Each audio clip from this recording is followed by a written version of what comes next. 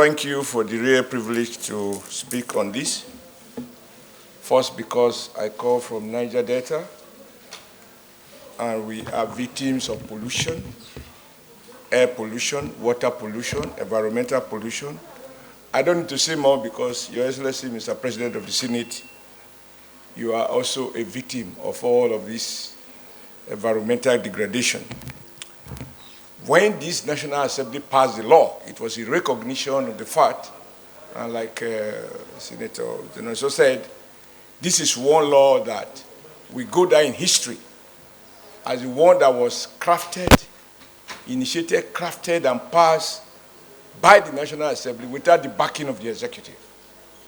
I think that is historic because on that occasion, the National Assembly shows that even where President may find it convenient to look by the side, the National Assembly representing 109 senatorial districts and 360 federal constituencies is very much closer to the people and therefore understand the need to have these intervention agencies rather than sharing tears for the people of Niger Delta. They don't need our tears, they need our action. We have had opportunity to relate with the current managing director, who is again reappearing, and he had gone through screening with the past Senate. He was cleared, and I don't think in terms of competence, qualification, and so on, we have more new issues to raise, except for the benefit of many of our colleagues who have worked with him. They might want to know what new vision is bringing. There is no doubt, sir, Mr. President, that there's a huge gap between the expectation of the people of Niger Delta and the performance of successive management, starting from the days of UNPADEC, before it was translated to, changed to NDDC. So it is my hope that both the MD and the chairman understand that while we say congratulations, the real word should be commiseration.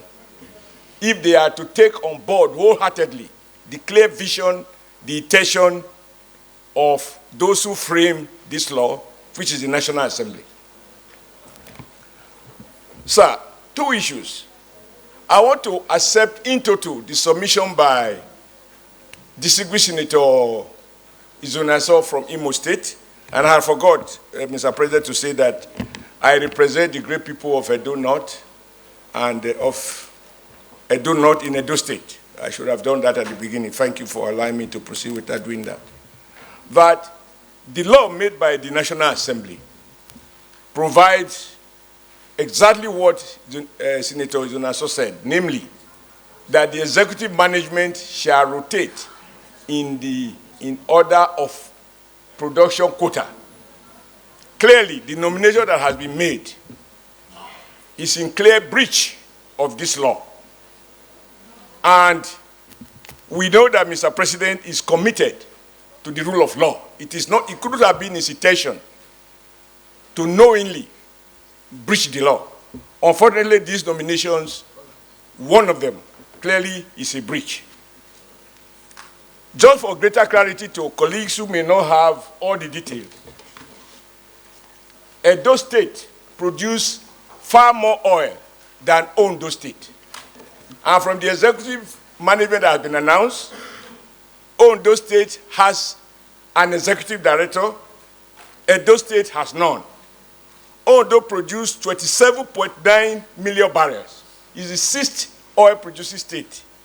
Edo State produced 84.5 million barrels, far more than double that of Ondo State. There can be no reason, whether in terms of the law, which is strict, because the law says, as Izonaso said, the president shall. So the president does not have discretion on this matter but to comply with the law by nominating somebody from a state, from an oil-producing area in a state that is next in oil-producing areas. Unless there are figures that dispute this fact, I hold the view that the nomination of somebody from Edo State and the neglect and complete omission from Edo State on the management board is an error, a clear breach of the letter, the spirit of the Constitution, and it will merit a review from the nominating authority.